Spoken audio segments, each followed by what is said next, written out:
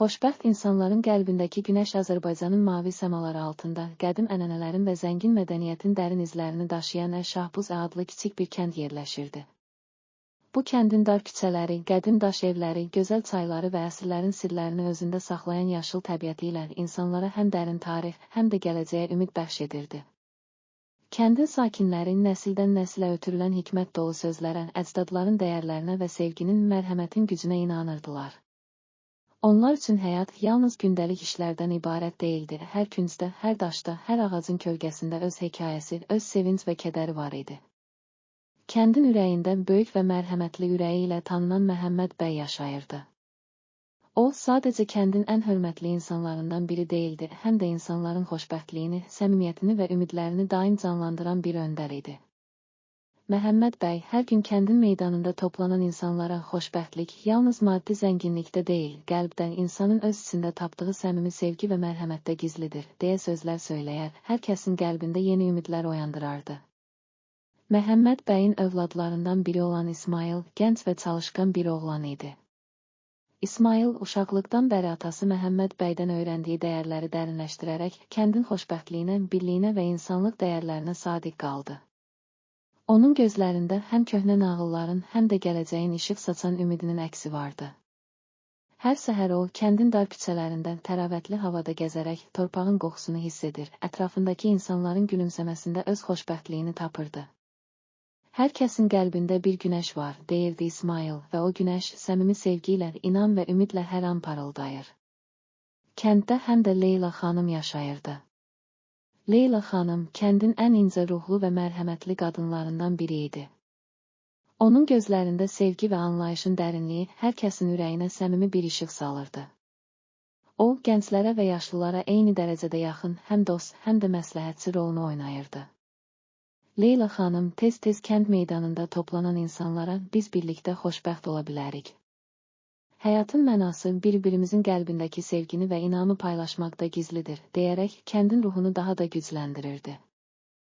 Kəndin həyatı Tolstoyun romanlarında təsvir olunan insan təcrübəsi kimi həm sevincli, həm də kədərli anlarla zəngin idi.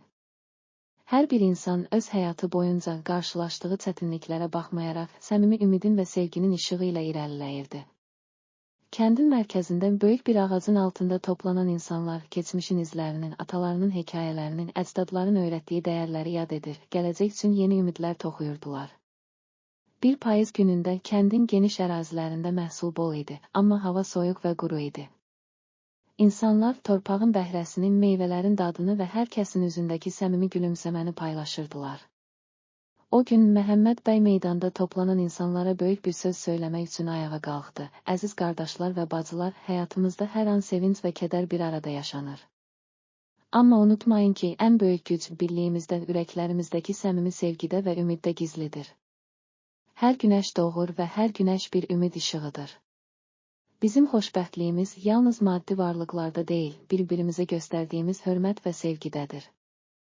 Bu sözlər kəndin hər küncündə yaşayan insanlara dərin təsir bağışladı.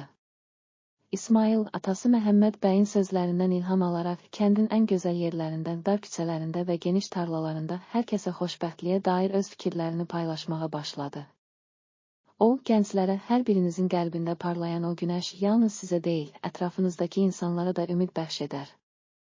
Gəlin, sevgi və mərhəmətlə bir-birimizin qəlbindəki işığı daha da parlaq edək, deyə söz açırdı. Kənddəki həyat günlər keçdikcə sanki yeni bir kainatın yaranışı kimi dəyişirdi. Yazın gəlişi ilə torpaq canlandı, çiçəklər açdı, meşələr yenidən yaşadı. İnsanlar bu dəyişiklikləri yalnız təbiətin deyil, həm də qəlblərindəki səmimi ümidin bir nəticəsi kimi qəbul edirdilər. Hər axşam ulduzlu səmanın altında kəndin ətrafında toplanan insanlar keçmişin dərslərinin, gələcəyin ümidini və öz içlərində daşıdıqları sevgini paylaşırdılar. Leyla xanım, gecənin sükunətində hər bir ulduz bizim qəlbimizdəki ümidin, sevginin və inamın təcəssümüdür. Biz birlikdə hər zaman xoşbəxtlik yolunda addımlayacağıq, deyə söz açırdı. Bir gün kəndin yaxınlığında keçirilən böyük bir bayramda bütün kənd əhli bir araya gəldi. Bayramda ənənəvi oyunlar oynanır, köhnə nağıllar yenidən canlandırılır və hər kəs öz içindəki sevinc və xoşbəxtliyi paylaşırdı. Bu bayramda Məhəmməd bəy, İsmail və Leyla xanımın rəhbərliyi ilə kəndin hər küncündə yaşayan insanların qəlbindəki səmimi işığı və ümidini daha da gücləndirmək üçün böyük bir tədbir təşkil edildi. O gün hər kəs öz evindən çıxıb, dar küçələrdə və geniş meydanlarda bir-birinə gülümsəyərək həyatın xoşbəxtlik dolu anlarını qeyd etdi. Bayramın ən şən anlarında İsmail, kəndin ən böyük meydanında toplanan insanlara "Biz xoşbəxt insanlarıq.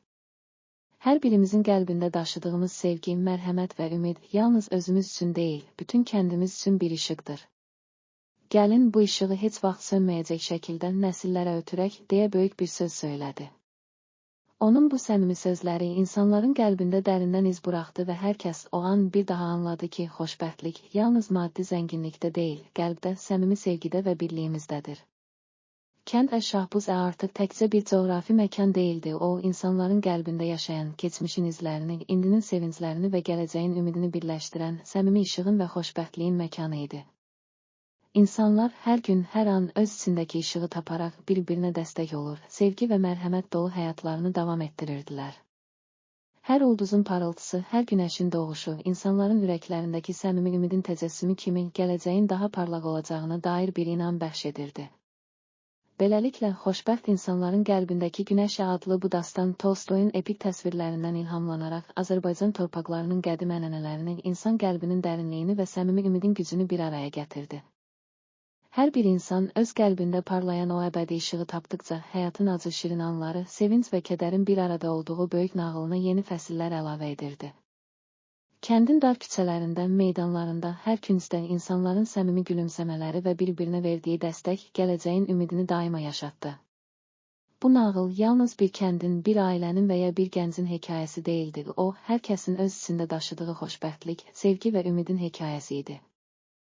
Hər kəs öz qəlbindəki günəşi tapdıqda həyatın mənası, əsl sevgi və mərhəmət onunla bərabər gəlirdi. Beləliklə, xoşbəxt insanların qəlbindəki Günəş adlı bu dastan nəsildən nəsilə ötürülən dəyərlərin, səmimi arzuların və əbədi inamın şahidi olaraq Azərbaycan torpaqlarının zəngin mədəniyyətində əbədiləşdi. Hər kəsin ürəyində o günəş kimi parlayan işıq, həyat yolunda daim ümid və sevgi ilə irəliləmək üçün bir pəncərə oldu.